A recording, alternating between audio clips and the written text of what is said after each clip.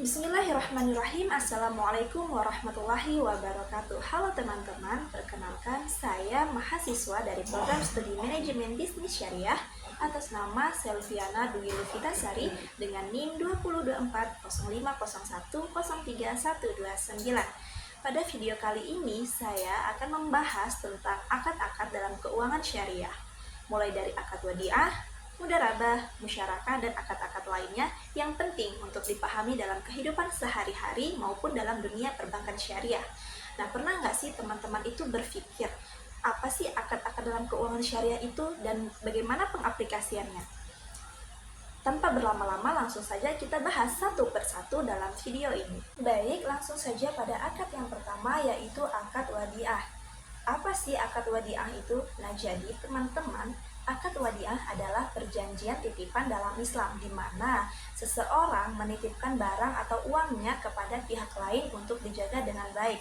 Nah, dalam hal ini, pihak yang menitipkan barang disebut dengan muwaddi, sedangkan pihak yang dititipi disebut wadi, dan barang yang dititipkan disebut dengan wadiah. Wadiah itu sendiri dibagi menjadi dua jenis, yaitu yang pertama, wadiah yad amanah atau titipan murni, di mana pihak yang dititipi ini hanya menjaga, dia tidak boleh menggunakan barang tersebut. Sedangkan yang kedua, wadiah yad damanah, yaitu titipan yang boleh dimanfaatkan. Nah, di sini orang yang dititipkan bisa memanfaatkan barang yang telah dititipkan.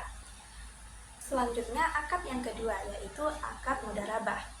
Akad mudharabah adalah kerjasama antara dua pihak, di mana satu pihak menyediakan modal dan pihak lainnya menjalankan usaha. Nah, pihak yang memberi modal disebut dengan sahibul mal, sedangkan yang mengelola usaha disebut mudharib. Nah, akad mudharabah ini dibagi menjadi dua. Yang pertama yaitu mudharabah mutalaqah, yaitu kerjasama tanpa batas. Artinya, pemilik modal memberikan kebebasan penuh kepada pengelola untuk menjalankan usaha apa saja selama tidak melanggar syariah. Pengelola bebas menentukan jenis usaha, tempat, dan cara menjalankannya. Dan yang kedua yaitu mudharabah muqayyadah, yaitu kerjasama dengan batasan tertentu. Nah, dalam hal ini pemilik modal memberikan syarat atau aturan kepada pengelola, misalnya hanya boleh digunakan untuk usaha tertentu di dalam tempat tertentu dan dengan cara tertentu. Jadi pengelola tidak sepenuhnya bebas. Skema akad mudharabah yang pertama yaitu pemilik modal atau sahibul mal. Nah, pemilik modal ini akan menyediakan modal 100% untuk usaha, lalu kemudian memberikan modal tersebut kepada pengelola usaha atau mudharib. Nah, pengelola usaha ini akan mengelola modal dan menjalankan usahanya dengan penuh tanggung jawab, kemudian menjalankan usaha dan akan menghasilkan keuntungan ataupun kerugian. Kemudian hasil itu akan dihitung dengan pembagian keuntungan. Nah, di mana keuntungan ini akan dibagi sesuai dengan kesepakatan di awal akad. Jika menghasilkan keuntungan, maka pemilik modal atau sahibul mal dan pengelola pengelola usaha atau mudharib akan membagi sesuai dengan nisbah atau persentase yang telah disepakati. Namun, jika mengalami kerugian, maka kerugian tersebut akan ditanggung oleh pemilik modal selama bukan karena kelalaian dari mudharib, dan pengelola akan rugi tenaga dan juga waktu. Lanjut pada akad yang ketiga. Selain mudharabah, ada juga akad yang sering digunakan dalam keuangan syariah, yaitu akad musyarakah. Nah, akad musyarakah ini adalah akad kerjasama antara dua pihak atau lebih, di mana semua pihak ini sama-sama memberikan modal dan juga ikut berpartisipasi dalam usaha. Nah, dalam akad ini, keuntungan dibagi sesuai kesepakatan di awal, sedangkan kerugian akan dibagi sesuai dengan porsi modal masing-masing. Jadi, kalau seseorang menanamkan modal yang besar, maka ia juga akan menanggung resiko kerugian yang cukup besar. Contohnya, ada dua orang membuka usaha bersama. Orang pertama memberikan modal 60% dan orang kedua memberikan modal 40%. Jika usaha tersebut untung, maka pembagian keuntungannya bisa disepakati misalnya 50-50 atau sesuai dengan kesepakatan lain. Tetapi jika mengalami kerugian, maka kerugian tersebut harus dibagi sesuai dengan modal, yaitu 60% dan juga 40%. Jenis-jenis musyarakah. Musyarakah juga memiliki beberapa bentuk, tetapi yang paling umum dijelaskan adalah yang pertama, musyarakah permanen, yaitu kerjasama tetap di mana semua pihak terus menjadi pemilik usaha selama usaha itu berjalan. Dan yang kedua yaitu musyarakah mutanakisah atau menurun, yaitu kerjasama di mana salah satu pihak secara bertahap membeli porsi kepemilikan pihak lain. Aplikasi musyarakah dalam keuangan. Nah, dalam praktiknya akad musyarakah banyak digunakan dalam lembaga keuangan syariah seperti yang pertama, pembiayaan usaha. Bank dan nasabah sama-sama menanamkan modal untuk menjalankan usaha tertentu. Lalu keuntungan akan dibagi sesuai dengan kesepakatan. Dan yang kedua, pembiayaan proyek. Misalnya proyek pembangunan, di mana beberapa pihak akan bekerja sama membiayai proyek tersebut dan membagi hasilnya. Dan yang ketiga yaitu pembiayaan rumah. Dengan sistem musyarakah mutanakisah, bank dan nasabah membeli rumah bersama. Lalu nasabah secara bertahap membeli bagian milik bank sampai rumah tersebut sepenuhnya menjadi milik pribadi. Selanjutnya akad murabahah. Akad murabahah adalah akad jual beli dalam Islam, di mana penjual ini menyebutkan harga beli barang dan keuntungan atau margin secara jelas kepada pembeli. Nah, jadi tidak ada yang ditutup-tutupi, semuanya transparan dari awal. Nah, dalam akad ini, pembeli biasanya membayar secara cicilan atau bisa juga tunai sesuai dengan kesepakatan. Yang penting harga jual sudah ditentukan di awal dan tidak berubah selama perjanjian. Cara kerja murabahah. Misalnya, saya ingin membeli laptop, tapi tidak punya cukup uang. Lalu, saya datang ke bank syariah dan meminta bantuan. Bank akan membeli laptop yang saya inginkan dari penjual, kemudian menjualnya kembali kepada saya dengan harga yang sudah ditambah dengan keuntungan. Ciri-ciri akad murabahah. Dalam murabahah, ada beberapa hal penting yang perlu diperhatikan. Yang pertama yaitu harga awal barang harus diketahui dengan jelas. Yang kedua yaitu besar keuntungan atau margin juga harus disepakati di awal. Yang ketiga, barang harus halal dan jelas keberadaannya. Dan yang terakhir, tidak boleh ada tambahan biaya tersembunyi. Aplikasi murabahah dalam keuangan. Akad murabahah ini paling sering digunakan dalam lembaga keuangan syariah, terutama untuk pembiayaan barang. Contohnya, pembiayaan kendaraan. Bank membeli motor atau mobil yang diinginkan nasabah, lalu menjualnya kembali dengan sistem cicilan. Nah, selain itu, murabahah juga digunakan untuk pembiayaan elektronik seperti laptop, HP, atau peralatan rumah tangga. Bahkan bisa juga digunakan untuk pembelian bahan baku usaha. Nah, dalam praktiknya, murabahah menjadi salah satu akad yang paling populer karena mudah dipahami dan resikonya relatif jelas baik bagi bank maupun nasabah. Selanjutnya, akad salam. Apa sih akad salam itu? Nah, akad salam adalah akad jual beli di mana pembayaran dilakukan di awal, tetapi barangnya diserahkan di kemudian hari sesuai dengan waktu yang sudah disepakati. Syarat penting dalam akad salam, yang pertama yaitu barang, misalnya beras, gandum, dan yang lain-lain. Yang kedua yaitu jumlah atau ukuran. Yang ketiga, kualitas barang. Dan yang terakhir, waktu dan tempat penyerahan. Hal ini penting supaya tidak terjadi kesalahpahaman di kemudian hari. Nah, cara kerja akad salam yaitu misalnya seseorang petani membutuhkan modal untuk menanam padi, kemudian ada pembeli yang setuju untuk membeli hasil panennya dari sekarang.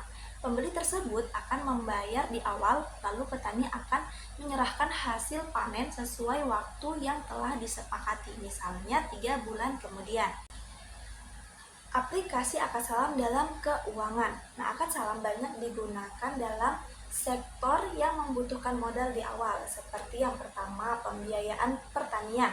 Bank syariah membayar hasil panen petani di awal, lalu petani menyerahkan hasilnya saat panen tiba. Yang kedua, pembiayaan produksi, misalnya untuk usaha kecil yang memproduksi barang, di mana pembayaran dilakukan di awal agar usaha bisa berjalan. Dan yang ketiga yaitu perdagangan komoditas, digunakan untuk membeli barang dengan jumlah besar yang akan diserahkan di masa depan. Selanjutnya, akad istisna. Akad istisna adalah akad jual beli dalam Islam untuk pemesanan barang yang harus dibuat terlebih dahulu. Nah, cara kerja istisna itu misalnya saya ingin membuat lemari sesuai dengan desain saya sendiri. Kemudian saya datang ke tukang lalu membuat kesepakatan tentang bentuk dan ukuran dari lemari tersebut, bahan yang digunakan, harga, sampai dengan waktu penyerahan. Nah, setelah itu tukang mulai membuat lemari tersebut dan akan menyerahkannya sesuai dengan waktu yang telah disepakati. Berbeda dengan akad salam, dalam istisna pembayaran tidak harus di awal, bisa dibayar di awal atau dicicil selama proses pembuatan, atau bisa juga dibayar setelah pembuatannya itu selesai. Ciri-ciri akad istisna yang pertama yaitu barang dipesan dan harus dibuat terlebih dahulu. Yang kedua, spesifikasi barang harus jelas, ukuran, bahan, bentuk, dan lain-lain. Yang ketiga yaitu penyerahan atau waktu penyerahan itu telah disepakati. Dan yang keempat, pembiayaan fleksibel, jadi tidak harus dibayar di awal, bisa dicicil ataupun dibayar di akhir. Nah, aplikasi istisna dalam keuangan. Akad istisna banyak digunakan dalam pembiayaan yang berkaitan dengan pembuatan barang, seperti yang pertama, pembangunan rumah. Bank syariah itu bekerja sama dengan developer untuk membangun rumah sesuai pesanan nasabah, lalu nasabah membayar secara bertahap. Kedua, yaitu untuk proyek konstruksi. Dan yang ketiga, industri manufaktur. Nah, dalam praktiknya, bank bisa menggunakan istisna paralel, yaitu bank memesan ke produsen lalu menjualnya kembali ke nasabah. Nah, selanjutnya akad ijarah dan IMBT. Akad ijarah adalah akad sewa menyewa dalam Islam. Misalnya, saya menyewa motor selama 1 minggu. Saya membayar biaya sewa sesuai kesepakatan. Lalu saya boleh menggunakan motor tersebut selama waktu yang ditentukan. Setelah masa sewa selesai, motor harus dikembalikan kepada pemiliknya. Nah, ciri-ciri akad ijarah yang pertama yaitu ada barang atau jasa yang disewakan. Yang kedua, ada biaya sewa atau ujrah. Yang ketiga, ada batas waktu yang jelas. Yang keempat, kepemilikan barang tetap pada pemilik. Aplikasi ijarah dalam keuangan.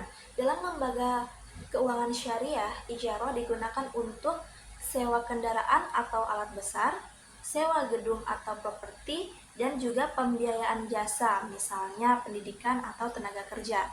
Nah, bank membeli suatu aset lalu menyewakannya kepada nasabah dan menerima pembayaran sewa. Kemudian ijarah muntahiyah bitamlik atau IMBT. IMBT ini adalah pengembangan dari ijarah. Dalam akad ini awalnya adalah sewa, tetapi di akhir masa sewa barang bisa menjadi milik si penyewa. Misalnya, saya ingin membeli rumah, tetapi belum mampu untuk membeli langsung. Nah, bank syariah akan membeli rumah tersebut lalu menyewakannya kepada saya dan saya akan membayar sewa setiap bulan. Nah, di akhir masa sewa, rumah tersebut bisa menjadi milik saya, biasanya melalui hibah atau diberikan dan juga atau dibeli dengan harga tertentu. Ada perbedaan antara ijarah dan IMBT. Ijarah digunakan untuk sewa, tidak berpindah kepemilikan. Sedangkan IMBT dia sewa tapi di akhir bisa menjadi milik si penyewa. Kemudian aplikasi IMBT dalam keuangan. IMBT banyak digunakan untuk pembiayaan rumah, pembiayaan kendaraan, sewa alat yang diakhiri dengan kepemilikan. Nah, akad ini memudahkan masyarakat untuk memiliki aset secara bertahap tanpa harus membeli langsung di awal. Kemudian akad wakalah. Akad wakalah adalah akad perwakilan, yaitu ketika seseorang membeli memberi kuasa kepada orang lain untuk melakukan suatu pekerjaan atas namanya. Misalnya, saya tidak sempat untuk membeli sesuatu, lalu saya meminta temanku untuk membelikan barang tersebut.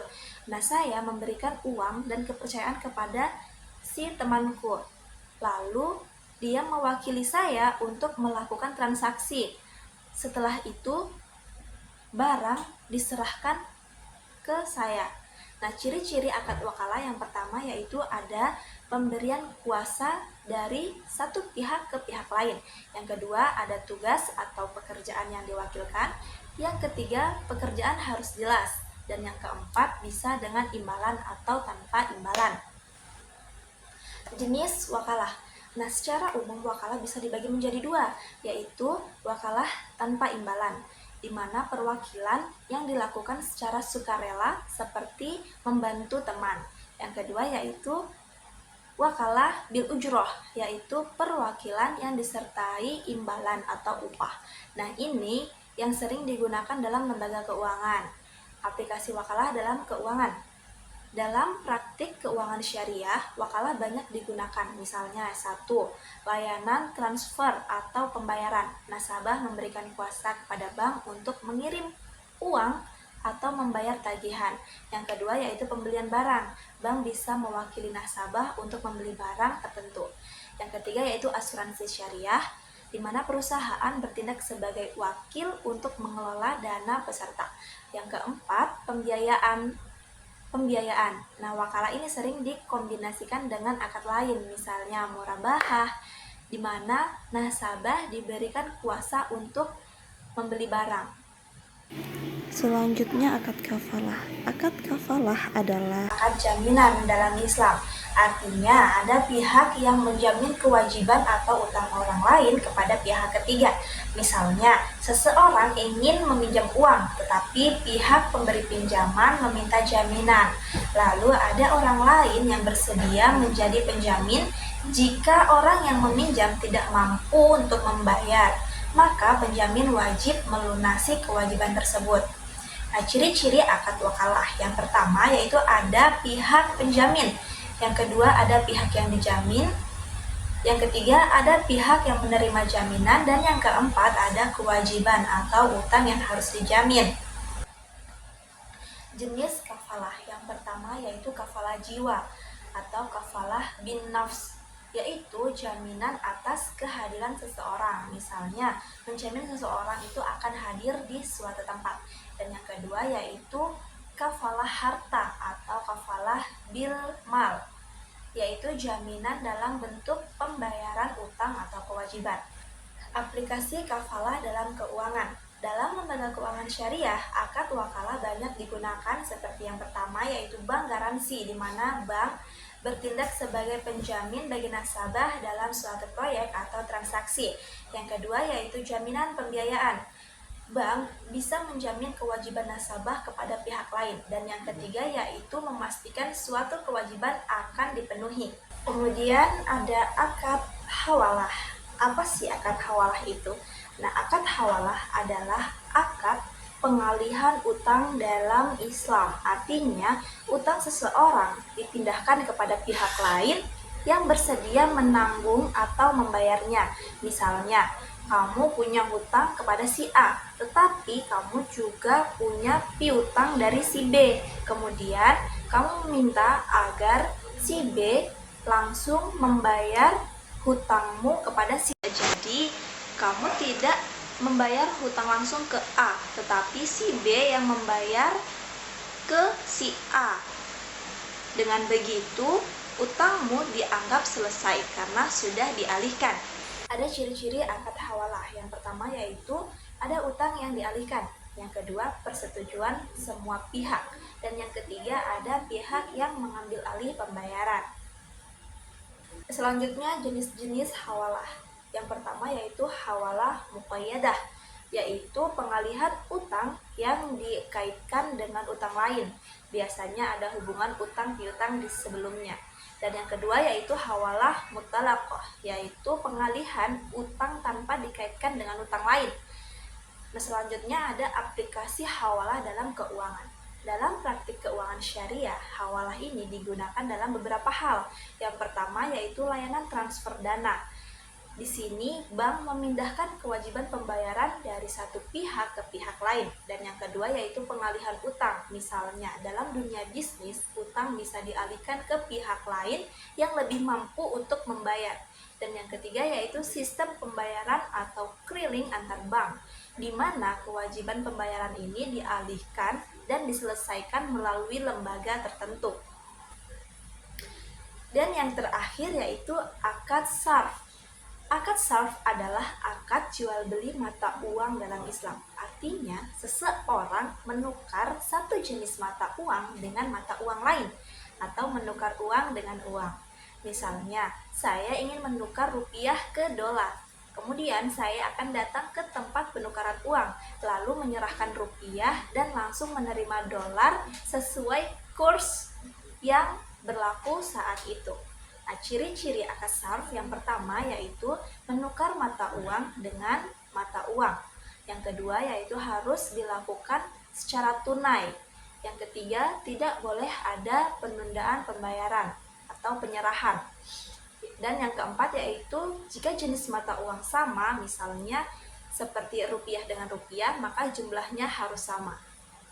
Aturan penting dalam sarf. Dalam Islam ada aturan agar terhindar dari riba. Yang pertama, jika menukar mata uang yang sama, maka harus sama jumlahnya dan tunai. Dan yang kedua yaitu jika berbeda mata uang, maka boleh berbeda nilai sesuai kurs tetapi tetap harus tunai. Kemudian aplikasi sarf dalam keuangan. Akad sarf banyak digunakan dalam kegiatan keuangan seperti yang pertama, penukaran valuta asing. Misalnya menukar rupiah ke dolar ataupun sebaliknya. Yang kedua, transaksi internasional seperti pembayaran impor dan ekspor yang menggunakan mata uang berbeda. Dan yang ketiga, layanan bank syariah seperti jual beli valuta asing untuk kebutuhan nasabah. Nah, itulah tadi pembahasan saya tentang akad-akad dalam keuangan syariah. Semoga apa yang telah saya sampaikan bisa bermanfaat dan bisa menambah pemahaman bagi teman-teman sekalian. Jika ada kesalahan atas apa yang telah saya sampaikan, saya memohon maaf yang sebesar-besarnya dan terima kasih atas perhatian teman-teman sekalian. Saya akhiri, wabillahi taufiq wal hidayah. Wassalamualaikum warahmatullahi wabarakatuh.